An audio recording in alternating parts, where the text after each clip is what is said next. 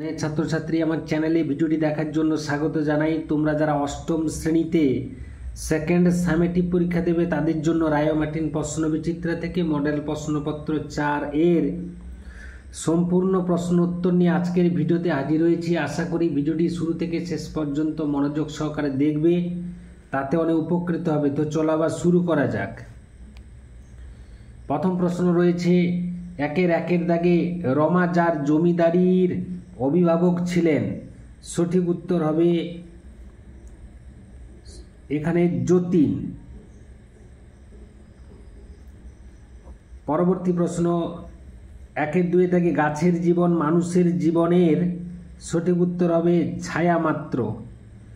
পরবর্তী প্রশ্ন একের দাগে হাওয়ার গান কবিতাটি লেখেন, সঠিক উত্তর হবে বুদ্ধদেব বসু। পরবর্তী প্রশ্ন রৌদ্রে যে গন্ধ লেগে আছে তা হলো, ঘয়ের দাগে উত্তর হবে বেদনার।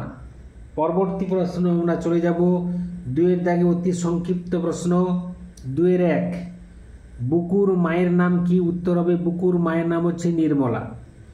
পরবর্তী প্রশ্ন দুয়ের দাগে জলে তার মুখখানা দেখা যায়, জলে কার মুখ দেখা যায়, উত্তর হবে জলে বুনো চালতার মুখ দেখা যায়।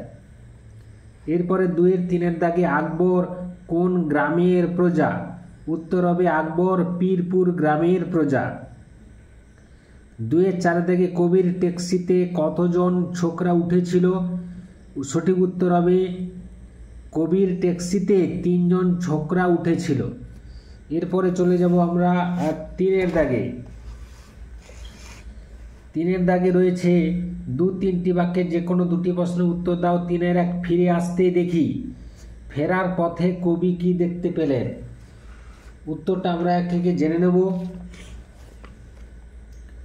কবি দেখতে পেলেন অতীতের চেনা সমস্ত নির্জীবতায় প্রাণের সঞ্চার হয়েছে, জীর্ণ শীর্ণ ফ্যাকাশে গাছটাই যেন সবুজের ছোঁয়া লেগেছে, পরিবেশের সমস্ত কালিমায় শুভ্রতার চমক লেগেছে, যেন বেওয়ারিশ ভিখিরির মূল্যহীন প্রাণ মূল্যবান সমাজের দেহে চেতনার সঞ্চার করেছে, মৃতপ্রায় সমাজ যেন ধীরে ধীরে জেগে উঠেছে। 3-2 দাগে প্রশ্ন ডাম্বলকে স্কুলে ভর্তি করা হয়নি কেন, উত্তর হবে ডাম্বলের বাবা হাড়কেপ্পন অর্থাৎ অতিশয় কৃপণ ব্যক্তি ছিলেন।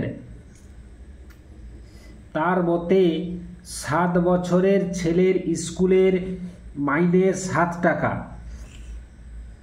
এত টাকা ডাম্বলের বাবা দিতে পারবে না, তাই ডাম্বলকে স্কুলে ভর্তি করা হয়নি।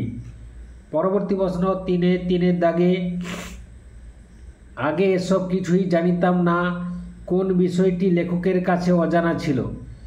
গাছেরা কোনো কথা না বললেও তাদের যে একটা জীবন আছে, তারা যে মানুষের মতো আহার করে দিনে দিনে বেড়ে ওঠে, এই বিষয়টি গাছের কথা প্রবন্ধের লেখক জগদীশচন্দ্র বসুর কাছে অজানা ছিল। এরপর 4-এর দাগে 4-1 পাড়াগাঁর দুপহরকে কবি ভালোবাসেন কেন, খুবই গুরুত্বপূর্ণ প্রশ্ন। প্রকৃতিপ্রেমিক কবি পাড়াগাঁর দুপহর ভালোবাসি কবিতায় দ্বিপহর তথা গ্রাম বাংলার প্রকৃতির প্রতি গভীর ভালোবাসা প্রকাশ করেছেন। কবি শৈশবের পাড়া গাঁকে ফেলে রেখে চলে এসেছেন বহু দূরে, কিন্তু গ্রাম বাংলার প্রকৃতির সঙ্গে কবির যোগ ছিন্ন হয়নি। কবির হৃদয়ে বাসা বেঁধেছে যে গল্প কাহিনী স্বপ্ন আশার স্মৃতি, তাই নিয়ে কবিমন সবসময় সুখে ডুবে থাকে। বাংলার দুপুরের কথা কবির বারবার মনে পড়ে যায়, ঝরে যাওয়া হলুদ পাতার মতো কবির সেই স্বপ্নের দুপুরের নকশা পেড়ে শাড়ির মেয়েটি সরে গিয়েছে বহু দূরে, কিন্তু কবির হৃদয়ে রয়ে গিয়েছে সেই স্মৃতিমেদুর দুপুরের ছবি। কবির মন তাই পাড়া গাঁয়ের দ্বিপহরকে ভালোবাসে। 4-2 থেকে প্রশ্ন রমেশ বিস্ময়ে হতবুদ্ধি হইয়া গেল, রমেশের বিস্ময়ের কারণ কি, উত্তর রমেশ দুর্যোগের হাত থেকে গ্রামবাসীদের রক্ষা করার জন্য গ্রামের যদু মুখুজ্জের বিধবা কন্যা বাল্যসখী রমার কাছে যায়, কারণ বাঁধটি ঘোষাল ও মুখুজ্জে উভয় পরিবারের। রমেশের কথা শুনে রমা এ বিষয়ে বেনি ঘোষালের অমতের কথা জানায়। রমেশ জানায় সেই বছর গ্রামবাসীদের স্বার্থে কিছু ক্ষতি স্বীকার করতেই হবে। প্রথমে নীরব থাকলেও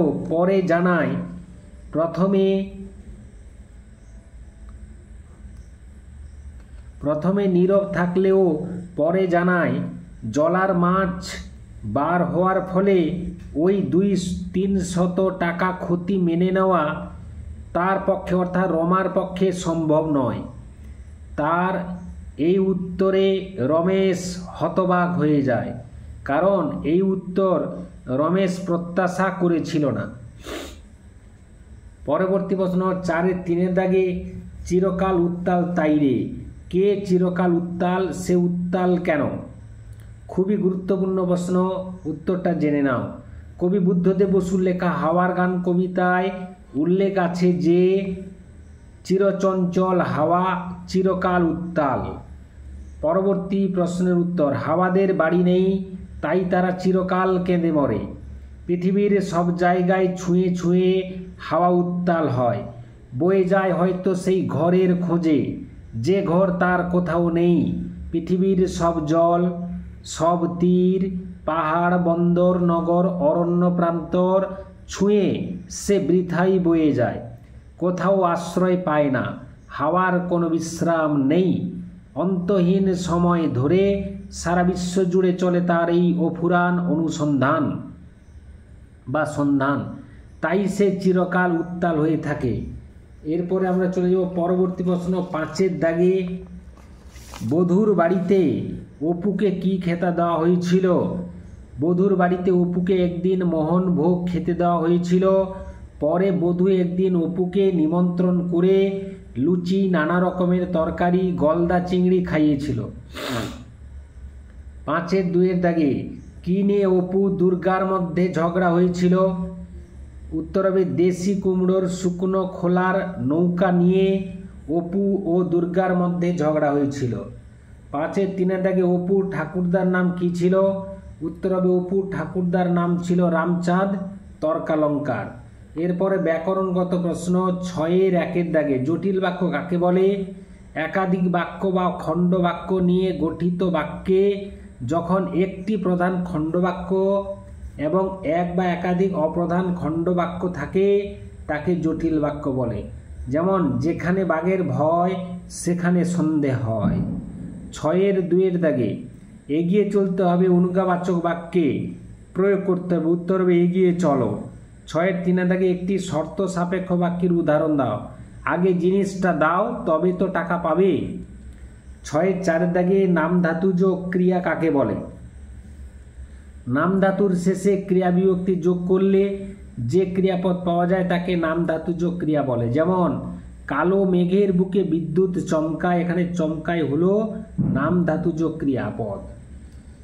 পরবর্তী প্রশ্ন এবং শেষ প্রশ্ন 6-6 দাগে আমি আর তুমি সেখানে যাব, এখানে আর কোন শ্রেণীর অব্যয়?